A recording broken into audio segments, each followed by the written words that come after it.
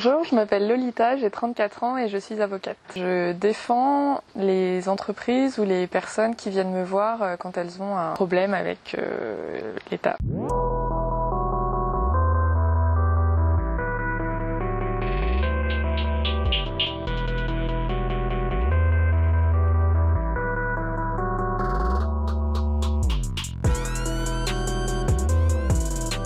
Tous les avocats sont spécialisés soit en droit des entreprises, il y en a plusieurs comme la fiscalité, le droit de la concurrence par exemple, le droit des contrats, soit en droit pour les personnes physiques comme vous et moi. Et donc là ça peut être du droit de la famille avec les divorces, les gardes d'enfants, le droit pénal avec tout ce qui est atteinte aux personnes comme les viols, atteinte aux biens comme le vol. Et il y a aussi le droit public qui est le droit qui concerne l'État et les relations avec l'État ou les collectivités locales comme les mairies, les départements.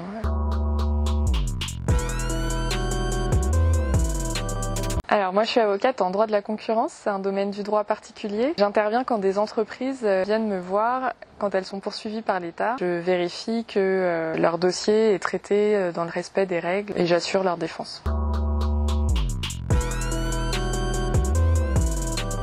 Je suis devenue avocate après un bac ES, études de droit à l'université. J'ai passé l'examen d'entrée à l'école de formation du barreau de Paris, où j'ai passé 1 an et demi. Pendant tout mon cursus universitaire, j'ai fait des stages. À la fin de l'école de formation au barreau, j'ai passé l'examen de sortie et je suis devenue avocate.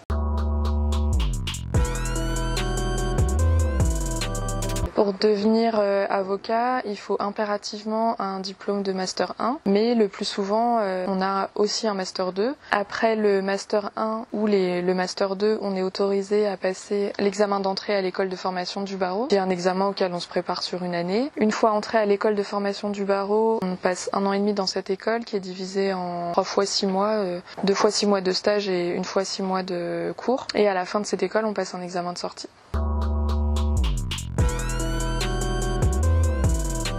Quand on dit qu'on passe le barreau, c'est qu'on passe l'examen d'entrée à l'école de formation d'avocat. C'est un examen qui porte sur plusieurs matières qu'on aura vues pendant ces 4 ou 5 ans d'études. Ça peut être du droit de la famille, pénal, public, du droit des affaires. On peut choisir certaines matières selon ce qu'on a étudié et selon sa spécialité, mais au final, il y a toujours quelques matières qu'on n'a pas vraiment vues pendant ces cours et sur lesquelles on est obligé de beaucoup travailler pour réussir.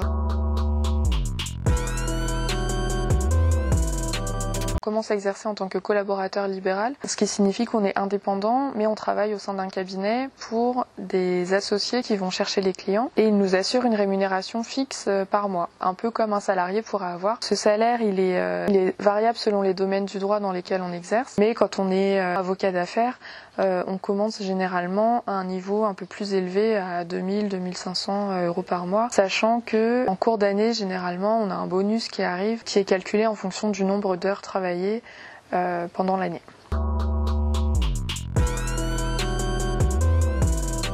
On commence en tant que junior, donc c'est-à-dire qu'on est l'avocat qui fait les recherches juridiques. Et ensuite on évolue, on devient senior. Ensuite on peut devenir associé du cabinet, c'est-à-dire détenir les parts du cabinet et être l'avocat qui va chercher des clients pour amener des dossiers dans le cabinet. On peut aussi être à son compte dès le début.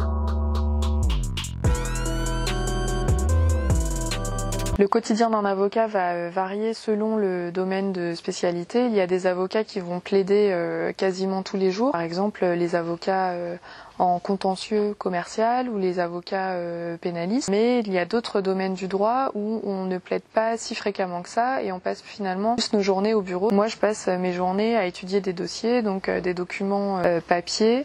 Je passe aussi beaucoup de temps au téléphone avec mes clients pour qu'ils m'expliquent le contexte de rédaction de tel ou tel document, pour qu'ils m'expliquent pourquoi est-ce qu'ils ont mis en œuvre telle ou telle pratique et comment on peut la justifier auprès de l'État. Je passe aussi énormément de temps à échanger avec les autres avocats du cabinet qui vont être sur le même dossier que moi pour définir ensemble la stratégie et avoir des idées sur comment organiser la défense des entreprises qui nous ont sollicité. Et ça m'arrive de plaider. La plaidoirie, c'est un quart d'heure, 30 minutes, 1 heure, 2 heures, 3 heures devant un juge où on explique par oral tout ce qu'on aura mis par écrit pendant la procédure. Et c'est l'aboutissement de mois, voire d'années de réflexion, d'échange avec les clients et d'études de documents. Avocat, généralement on commence en tant que collaborateur libéral au sein d'un cabinet d'avocats. On trouve plus ou moins facilement du travail selon les spécialités. De manière générale, on peut dire qu'il y a énormément d'étudiants en droit et d'élèves qui sortent des écoles de formation au barreau, qui sont les écoles d'avocats. Pour trouver plus facilement du travail, le mieux c'est d'avoir pas mal de stages sur son CV et aussi un bon cursus universitaire, ce qui signifie avoir des mentions lors de sa licence, de son master 1 ou de son master 2.